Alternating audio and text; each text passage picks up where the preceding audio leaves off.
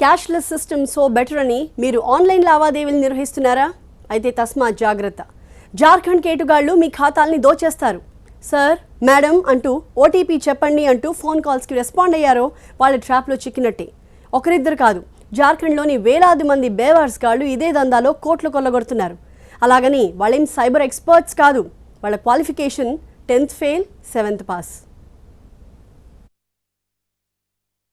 దేశవ్యాప్తంగా అనేక మంది అమాయకులను, సామాన్యులను సైబర్ నేరగాళ్లు దోచుకుంటున్నారు. రోజుకు దేశవ్యాప్తంగా 50 కోట్లకు పైగా కొల్లగొడుతున్నారు. లక్షలాది మందిని వణికిస్తున్న సైబర్ నేరగాళ్లు సాదాసీదా వ్యక్తులే. వీరి చదువు కూడా 10వ తరగతి లోపే. పెద్ద నోట్ల రద్దు తర్వాత ఆన్లైన్ లావాదేవీలు పెరగటంతో రెచ్చిపోతున్నారు సైబర్ నేరగాళ్లు. హైదరాబాద్ నుంచి 17 మందితో కూడిన 3 పోలీస్ బృందాలు జార్ఖండ్, వెస్ట్ బెంగాల్ వెళ్లాయి. జార్ఖండ్ పరిధిలోని జాంతర్ జిల్లా నారాయణపూర్, కరంతారా పోలీస్ స్టేషన్ పరిధిలో 125 గ్రామాల్లో వేలాది మంది యువకులు సైబర్ నేరాలలో ఆరితేరారని తేలింది.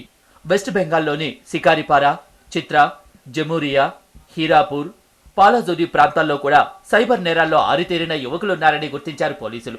దేశవ్యాప్తంగా బ్యాంకులు ఖాతాల నిర్వహణ కోసం అవుట్ సోర్సింగ్ సంస్థలకు అప్పగించాయి. దీంతో సైబర్ నేరగాళ్లు వివిధ మార్గాల్లో ఖాతా నెంబర్లు, ఫోన్ నెంబర్లు సంపాదించి 10 మంది యువకులు జట్టుగా ఏర్పడి ఖాతాదారులను నమ్మించే ప్రయత్నం చేస్తున్నారు. రోజు 100 ఫోన్లు చేస్తే ఇందులో 20% మంది వీరి వలలో చిక్కుకుంటున్నారు. వచ్చిన డబ్బును సామాన్యుల పేటీఎంలలో జమ చేస్తున్నారు. నాగాలాండ్ లాంటి రాష్ట్రాల్లో బంధువుల పేరిట ఉన్న తప్పుడు వివరాల ఖాతాలను మిగతా తమ పేరు మీదున్న ఖాతాల్లోకి మారుస్తున్నారు. పెద్ద ఎత్తున డబ్బు జమైన తర్వాత స్థలాల కొనుగోళ్లు, ఇతరత్ర పెట్టుబడులు పెడుతున్నారు. హైదరాబాద్ పోలీసులు చాకచక్యంగా వారం రోజులు అక్కడే ఉండి 15 మంది సైబర్ నేరగాళ్లను పట్టుకున్నారు. మనీష్ బర్న్వాల్, వికాస్ కుమార్, ధనుంజయ్ సింగ్, అభిమన్యు పాండే, వినోద్ కుమార్, ఫాతిక్ మండల్తో పాటు ప్రధాన నిందితుల లీడర్గా ఉన్న విజయ ముండల్ను అరెస్టు చేశారు. 3 టీమ్స్ అక్కడ రేడ్ చేసి సుమారు 15 మందిని అరెస్ట్ చేశారు.